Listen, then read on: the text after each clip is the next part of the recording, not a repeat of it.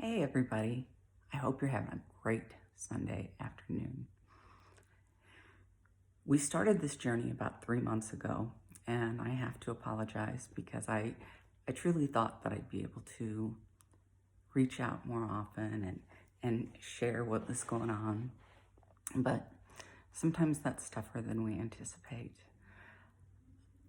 So 3 months into the trial, and it's an interesting experience because you're not just working to get yourself healthy.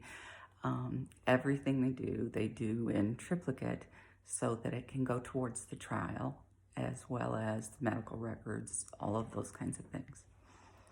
So we've been doing pretty good.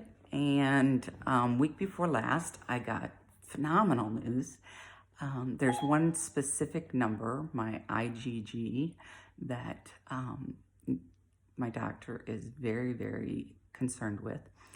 And it actually fell in such a dramatic way that when I looked at the doctor and I said, "So the trial's working," I think we both had tears and laughter in our souls at that moment.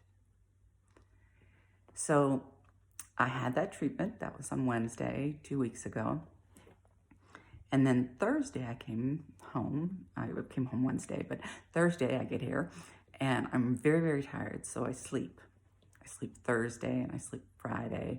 And Don's very, very worried about me. Friday I have a temperature, and you get kind of used to these things, that your body's doing things that you're not really aware of. But this one, I wasn't feeling well at all. So finally, Saturday morning, we were very concerned that COVID may be taking part in this process.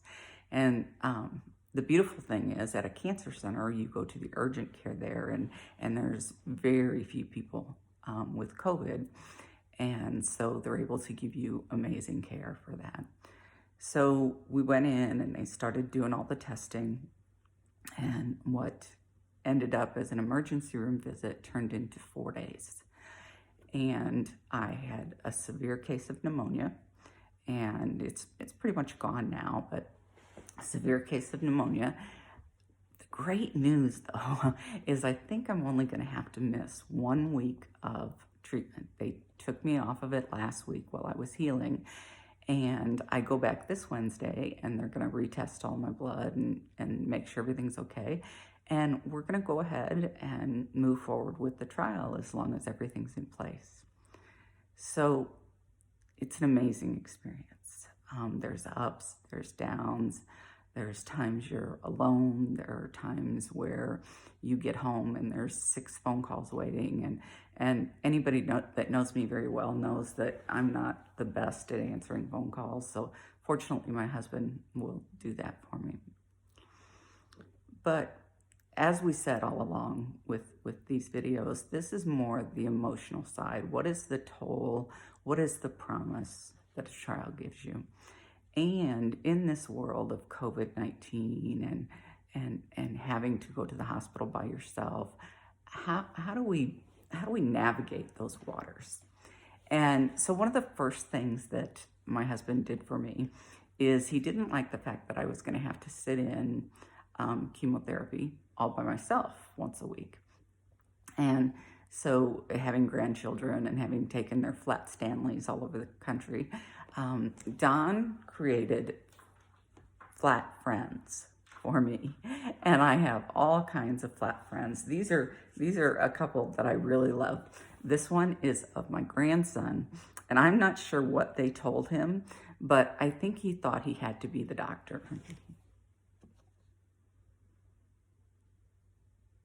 Now that is a look, isn't it?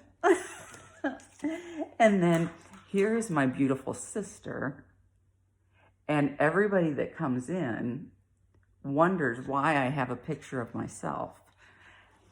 I have pictures of, well, there's a picture of our best buddy, Rob.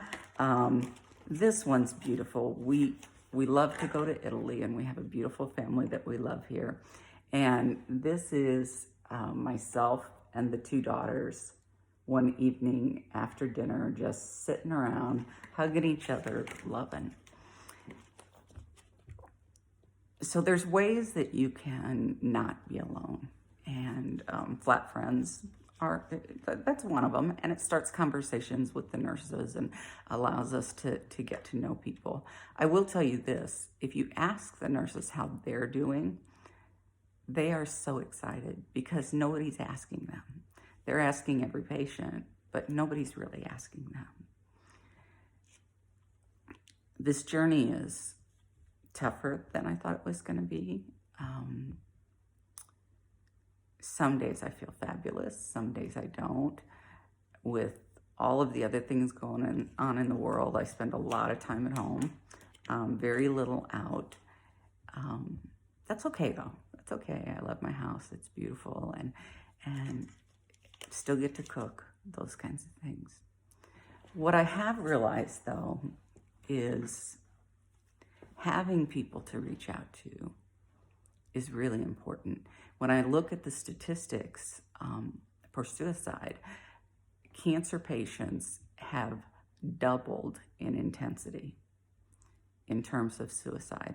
So if you have friends, you have family, you have someone that's struggling to go through this, even if you can't go with them, reach out.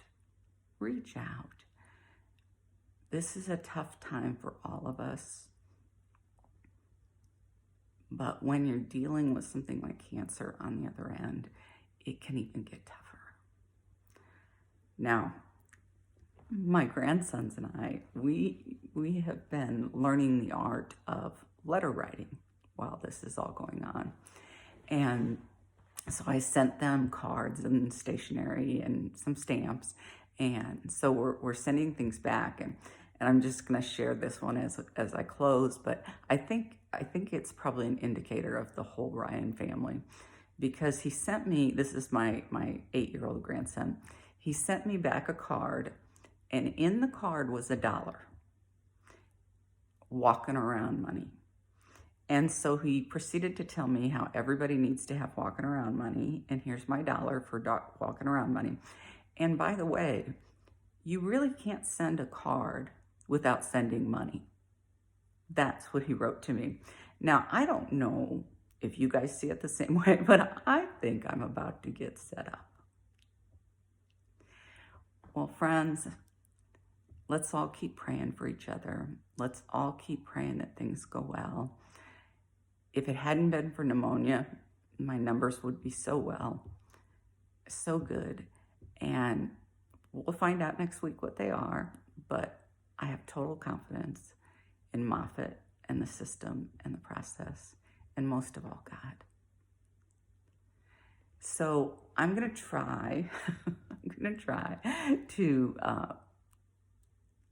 to be more conscientious about sharing with you. But I did think it was important to share that we had a really up moment and then some scary moments. The pneumonia was very scary. So just like all of you, it's just a difference. You know, my scary moment might have been pneumonia. Your scary moment might have been that your teenager got in a car accident. Please not, I hope not. But we're all dealing with scary things every day. Let's just pray for each other and hope for the best. And you know, when 2 or more voices are singing his praise, he hears. Y'all have a great day. Thanks.